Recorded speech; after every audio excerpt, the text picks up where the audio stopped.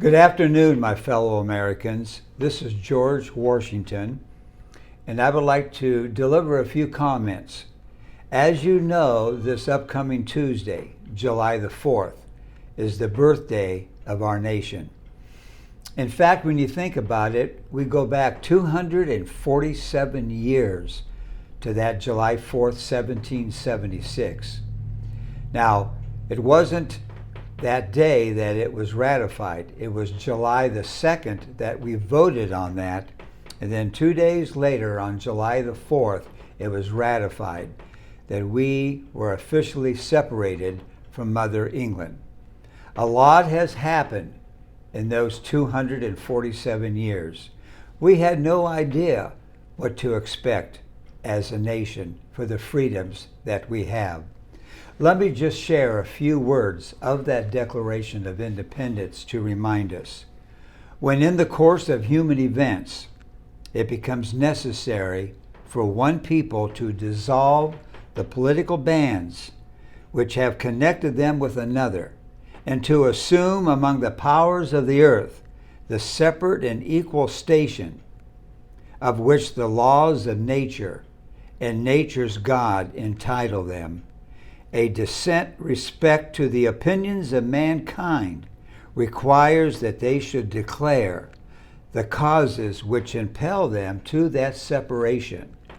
We hold these truths to be self-evident, that all men are created equal, that they are endowed by their Creator with certain inalienable rights, that among these are life, liberty, and the pursuit of happiness, and that to secure these rights, governments are instituted among men, deriving their just powers from the consent of the governed. As we think about those words, I want you to think about the last few words of the Declaration of Independence. And for the support of this declaration, with a firm reliance upon the protection of divine providence, we mutually pledge to each other our lives, our fortunes, and our sacred honor. That's exactly what those men who signed the Declaration of Independence had to do. Many of them had to sacrifice their lives. Many of them lost their fortunes. Many of them lost their families. One lost 6 sons. 9 of them lost their lives on the various battlefields over the next 8 years of the Revolutionary War. So when they signed their names to that declaration that separated them from England, there was a price to pay. I want to remind you, this coming Tuesday, July the 4th, when we celebrate our independence, of these individual men and women over the last 247 years of our history that gave their lives, spilled their blood. Many of them ended up without limbs, arms, and legs, and wounds, not only physically but mentally, so that you could get together with your families on Tuesday, July the 4th, and enjoy the celebrations. But let me remind you, before we close this afternoon, of something that I came across in my studies that I think we need to know. It's very important to understand this.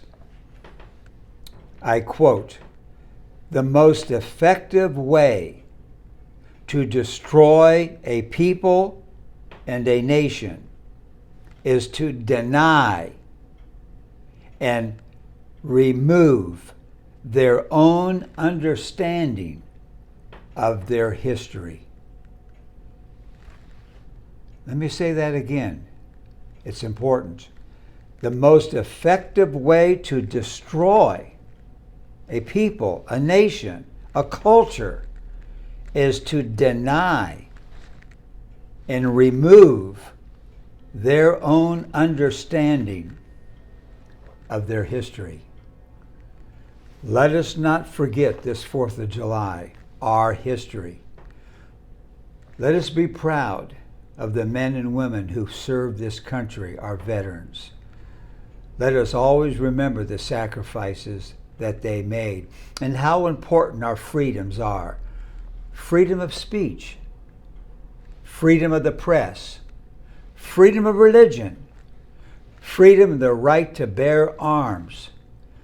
All of these freedoms have been given to us, not only through the Declaration of Independence, but also through the United States Constitution. And remember, in passing, we are a constitutional republic. And with that comes a responsibility. When Benjamin Franklin left the halls of Congress in Philadelphia, he opened the door and he went outside. And he was met by two young ladies who were waiting. And they said, Mr. Franklin, what have you given us? And he looked at them and he said, we have given you a republic, madam, if you can keep it. Let us remember that Tuesday. Let us not forget, as we celebrate 4th of July, all the blessings that God Almighty has given our nation. Thank you. Have a wonderful and safe 4th of July, and God bless the United States of America.